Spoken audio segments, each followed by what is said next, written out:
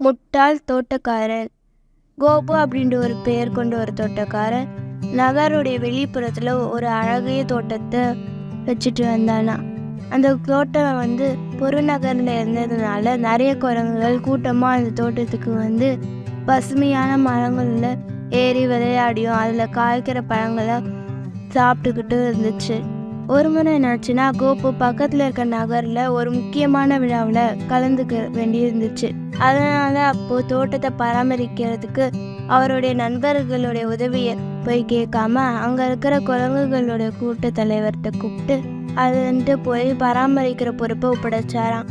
அதுக்கு அந்த குரங்கு தலைவர், நான் இந்த தோட்டத்தை என்னுடைய கூட்டத்துடைய உதவியால் நீங்கள் வர வரைக்கும் நான் பாதுகாப்பேன் அப்படின்ட்டு தோட்டக்காரன் உறுதி அளிச்சுதான். மறுநாள் காலை குரங்கு தலைவன் அவரோட கூட்டத்தை கூப்பிட்டு எல்லா செடிகளுக்கும் தண்ணீர் விடுமாறு கூறாராம். அதை கேட்டு குரங்கு கூட்டம், நாங்கள் செடிகளுக்கு எல்லாம் தண்ணி ஊற்றுறோம், ஆனால் எவ்வளவு தண்ணீர் விடணும் அப்படின்னு கேட்டாங்களாம். இதை கேட்ட அந்த தகவலும் மிகவும் குழப்பம் அடைஞ்சிட்டு ஒவ்வொரு செடியையும் வெளியே எடுத்து அதோடைய வேர்கள் எவ்வளவு நீளம் இருக்குது அப்படின்ட்டு பார்த்துட்டு அதிக நீளமுடைய வேர்களுக்கு அதிகமான நீரையும், கொட்டையான வேர்களுடைய செடிகளுக்கு குறைஞ்ச நீரையும் ஊற்றுங்க அப்படின்ட்டு சொன்னாராம். குரங்கு கூட்டமும் அதனை பின்பற்றிக்கிட்டு வந்தாங்களாம். அந்த தோட்டக்காரன் திரும்ப தோட்டத்துக்கு வரும்போது தோட்டம் ரொம்பவே நல்ல நிலையில் இருக்கும் அப்படின்ட்டு முழு நம்பிக்கையோடு வந்துட்டு இருந்தான். ஆனால் தோட்டத்தை பார்க்கும்போது செடிகள்லாம் ரொம்பவே காஞ்சு போய் பட்டு போய் சாஞ்சு கிடக்கிறத பார்க்கும்போது அவன் அதிர்ச்சி அடைஞ்சான். அதுக்கப்புறம் தான் அவருக்கு புரிஞ்சிச்சு, நாம் செஞ்சது தவறுதான் அப்படின்ட்டு அவன் நினச்சிக்கிட்டானா. இதோடைய பொருள் என்னென்னா, முட்டாள்தனமான முடிவுகள் இழப்பை தரும். இந்த வீடியோ உங்களுக்கு பிடிச்சிருந்தா லைக் பண்ணுங்க, ஷேர் பண்ணுங்க, சப்ஸ்கிரைப் பண்ணுங்க. தேங்க்யூ.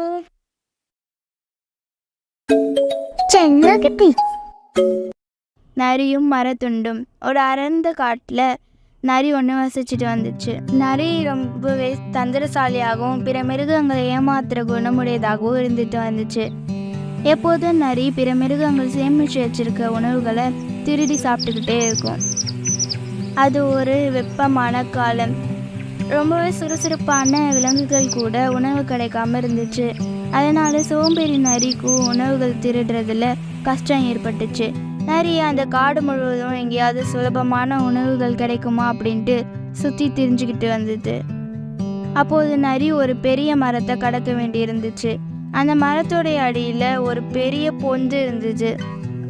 நரி சுற்றிலும் முகர்ந்து பார்த்தும்போது அந்த மர பொந்தில் உணவு இருக்கிற வாசம் தெரிஞ்சிச்சு. அங்கே மரங்களை வெட்டி வேலை செய்கிற விறகு வெட்டியோடைய உணவு தான் அந்த மரப்பொந்தில் இருந்துச்சு.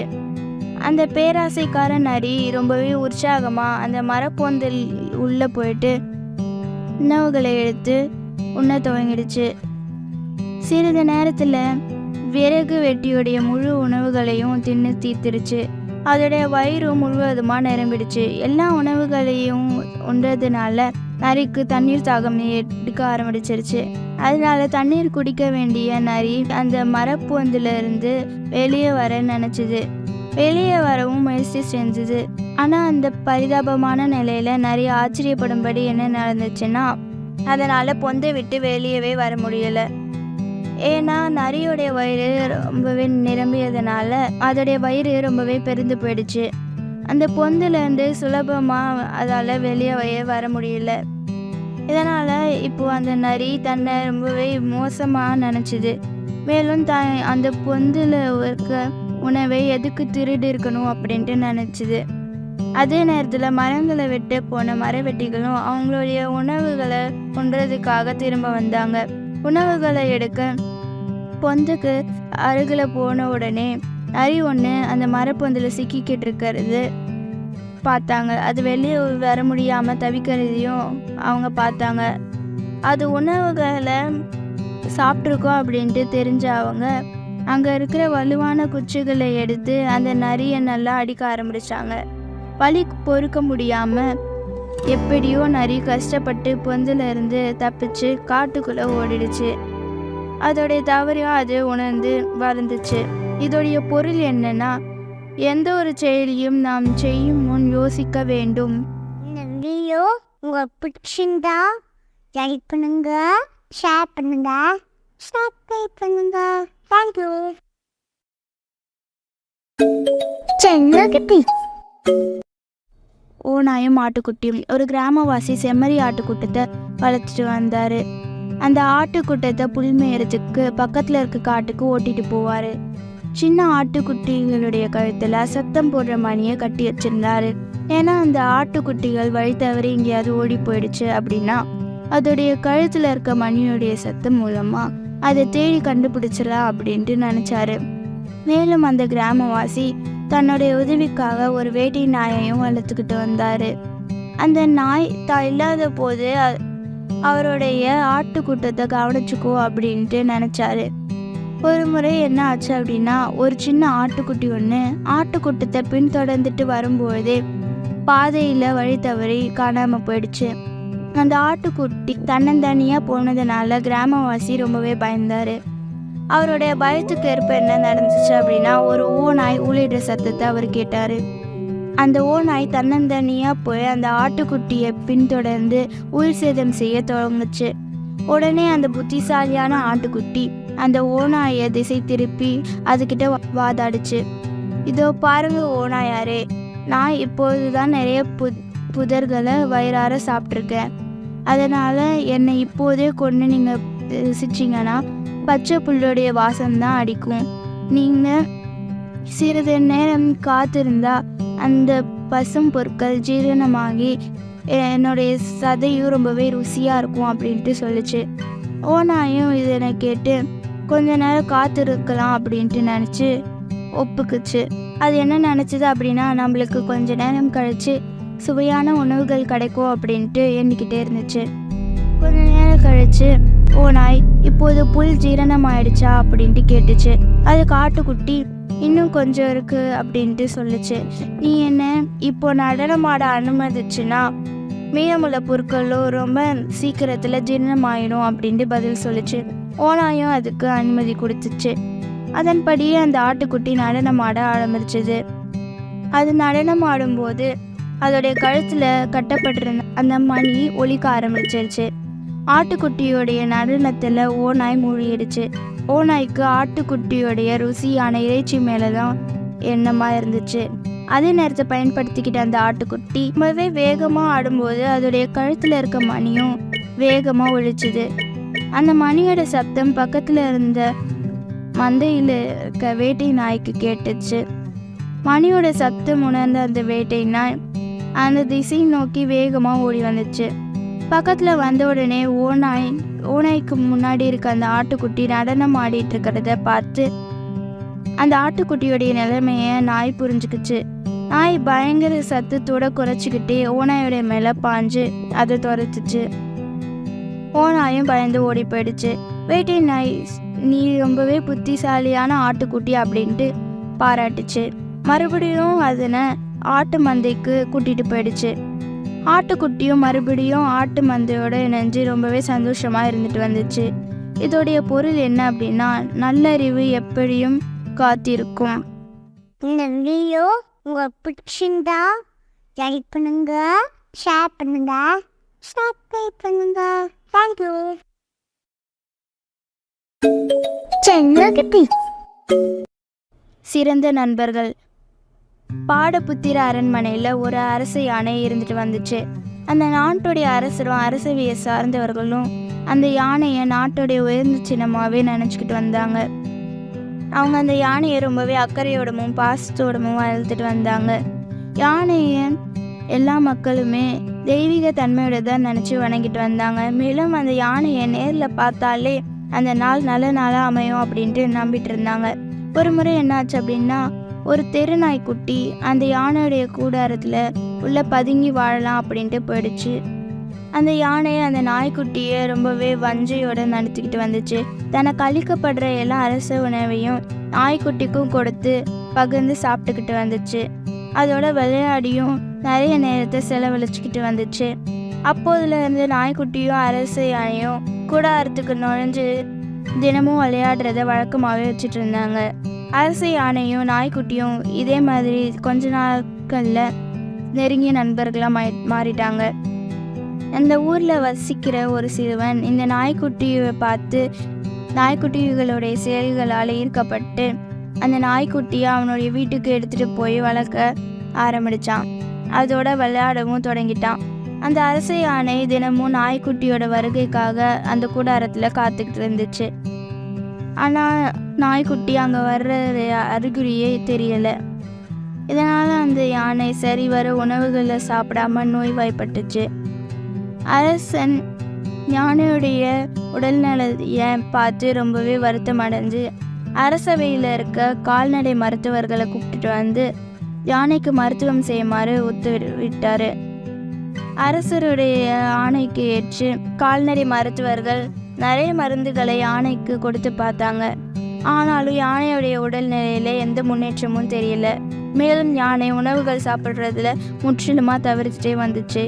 எப்போதும் சுறுசுறுப்பாக இல்லாமல் கவலையுடனே இருந்துட்டு வந்துச்சு. அரசரும் ரொம்பவே கவலையானார். அவருடைய அரசவையில் இருக்க புத்திசாலியான மந்திரிகள்கிட்ட யானையுடைய உடல்நலத்தை பற்றி விவாதிச்சார். மந்திரிமார்களும் அந்த அரச யானை மேலே அக்கறையுடையவர்கள்ட்ட போயிட்டு தீவிரமாக விசாரிச்சுட்டு வந்தார். அப்படி விசாரிச்சுக்கிட்டு இருக்கும்போது தான் நாய்க்குட்டியை பற்றி அது யானையுடைய கூடாரத்தில் நுழைஞ்சு யானையுடன் விளையாடி நேரத்தை செலவழிச்சதை பற்றியும் அவங்களுக்கு தெரிய வந்துச்சு. இப்போது யானையுடைய கவலையை பற்றியும் உடல் நலம் குறைவிற்கான சரியான காரணத்தையும் மந்திரியா தெரிஞ்சுக்கிட்டாரு. அவர் உடனே அரசவையில் இருக்க வீரர்கள் அனுப்பி சிறுவனுடைய வீட்டுக்கு போயிட்டு நாய்க்குட்டியை எடுத்துட்டு வாங்க, அது யானையுடைய கூடாரத்துக்கு கொண்டு வாங்க அப்படின்ட்டு வேலை சொன்னாங்க. அதற்கு இணங்க நாய்க்குட்டியும் அங்கு கொண்டு வரப்பட்டுச்சு. நாய்க்குட்டியை பார்த்த உடனே யானை உற்சாகத்தில் குதிக்க ஆரம்பிச்சிருச்சு. நாயுடன் விளையாட தொடங்கிடுச்சு. யானையுடைய உடல்நிலையும் சரியாகிட்டே வந்துச்சு. அது உணவுகளை ஒன்றதுல ஈடுபாடு கொடுக்க ஆரம்பிச்சுது. இந்த ரெண்டு பிராணிகளுடைய நட்புடைய மகிமையை அந்த நாட்டு மக்கள் எல்லாருமே அப்போதுதான் உணர்ந்துட்டு வந்தாங்க. இதோடைய பொருள் என்ன அப்படின்னா, மருந்துகளை விட நட்பே உயர்ந்தது. இந்த வீடியோ உங்களுக்கு பிடிச்சிருந்தா லைக் பண்ணுங்க, ஷேர் பண்ணுங்க, சப்ஸ்கிரைப் பண்ணுங்க. தேங்க்யூ.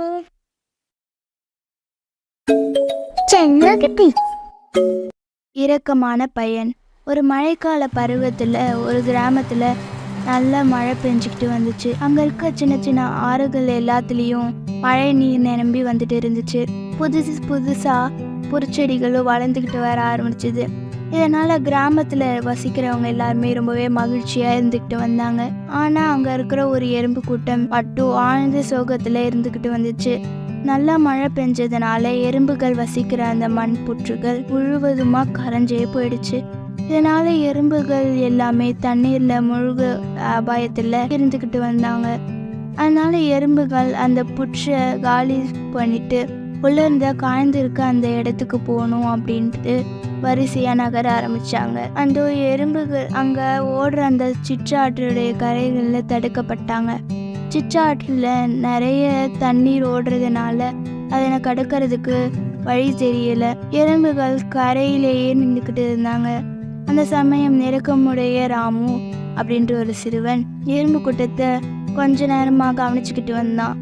அந்த எறும்பு கூட்டம் புதிய இடத்துல தேடுற வேலையில ஈடுபட்டு இருக்கிறத அவன் புரிஞ்சுக்கிட்டான். எறும்புகள் சிற்றாற்று கடக்க உதவி செய்யணும் அப்படின்ட்டு இருக்க அந்த எண்ணத்தோட அங்க இருக்கிற மரத்துல இருக்க ரொம்ப பெரிய இலைய அவன் பறிச்சு போட்டான். அது ஒரு நீண்ட பாய் போல அந்த எறும்புகளுக்கு ஆனது. இரு கரைகளையும் இணைச்சு ஒரு பாலம் போல உருவாக்கினான். தற்போது எறும்புகள் அந்த இலையுடைய தொகுப்புக்கு மேல ஊர்ந்து மறுக்கரைக்கு செல்ல உதவினான். எறும்புகளோ அந்த சந்தோஷமா ஆத்த கடந்துகிட்டு ஒரு புதிய நல்ல இடத்தை தேர்ந்தெடுத்தாங்க.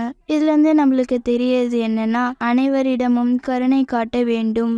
இந்த வீடியோ உங்களுக்கு பிடிச்சிருந்தா லைக் பண்ணுங்க, ஷேர் பண்ணுங்க, சப்ஸ்கிரைப் பண்ணுங்க. தேங்க்யூ.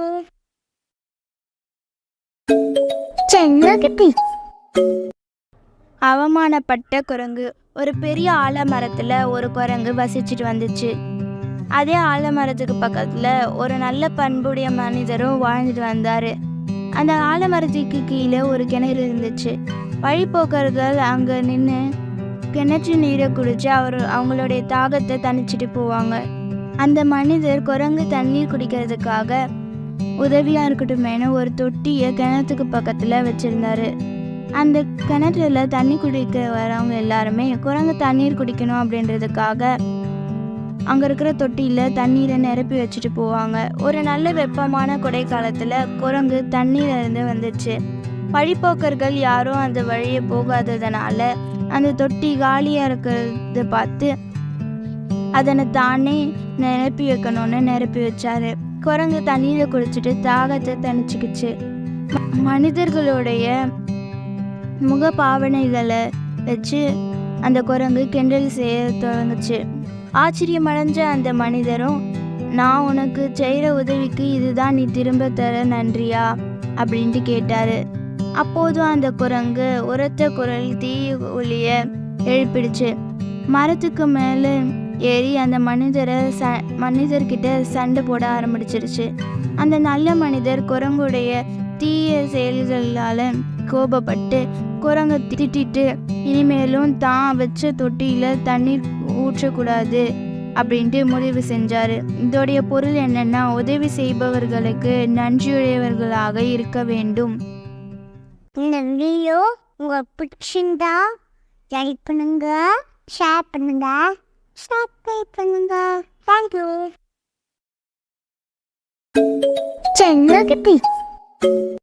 பல்லியும் துறவியும்.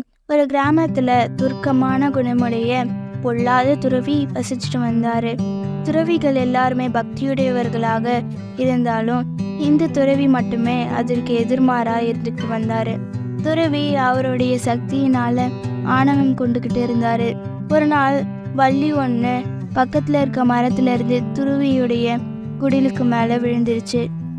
இதை பார்த்து துறவி ரொம்பவே கோபம் அடைஞ்சிட்டு அந்த பள்ளியை பார்த்து, பள்ளியே, நீ என்னுடைய வீட்டை விட்டு உடனே ஓடிடு, இல்லைன்னா நான் உன்னை நசுக்கி வதம் செஞ்சிடுவேன் அப்படின்ட்டு சத்தம் போட்டாரு. அந்த பள்ளியும் பயந்துக்கிட்டு தன்னை காப்பாத்திக்க அங்கிருந்து ஓடிடுச்சு. வேக வேகமா சில நாட்களும் போயிடுச்சு. அதே பள்ளி மறுபடியும் மரத்துல இருந்து துருவியுடைய குடில் மேல விழுந்துச்சு. இந்த மாதிரி துருவியால அவருடைய கோபத்தை அடக்க முடியவே இல்லை. துருவி கோபத்தோட ஒரு பெரிய கல்லை எடுத்து பள்ளிக்கு மேல அடிச்சாரு. அந்த பள்ளி ரொம்பவே சுறுசுறுப்பானது. அது கல்லுக்கிட்ட இருந்து தப்பிச்சு வேகமா ஓடிடுச்சு. அவர் எரிஞ்ச அந்த கல்லு பள்ளி மேல படாம எதிர் திசையில திரும்பி கல்லு துறவியுடைய வலது தலையில பட்டதுனால கல் பட்ட இடத்துல இருந்து ரத்தம் வர ஆரம்பிச்சுது. அப்போதுதான் துறவி உணர ஆரம்பிச்சாரு, நான் இலகிய மனத்தோட இருந்திருந்தா இந்த கல்லு எகிரி திரும்பவும் என் மேல பட்டிருக்காது, நானும் காயத்துல இருந்து தப்பிச்சிருப்பேன், என்னுடைய கோபமே என்னை தண்டிச்சிடுச்சு அப்படின்ட்டு தெரிஞ்சுக்கிட்டாரு. இதோடைய பொருள் என்னன்னா, கருணையே நன்மை பயக்கும். இந்த வீடியோ உங்களுக்கு பிடிச்சிருந்தா லைக் பண்ணுங்க, ஷேர் பண்ணுங்க, சப்ஸ்கிரைப் பண்ணுங்க. தேங்க்யூ.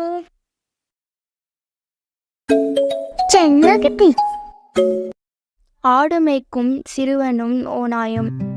ஆடு மேய்க்கிற சிறுவன் ஒருவன் ஆட்டுக்கூட்டத்தை பராமரிச்சுக்கிட்டும் கண்காணிச்சுக்கிட்டும் வந்தான்.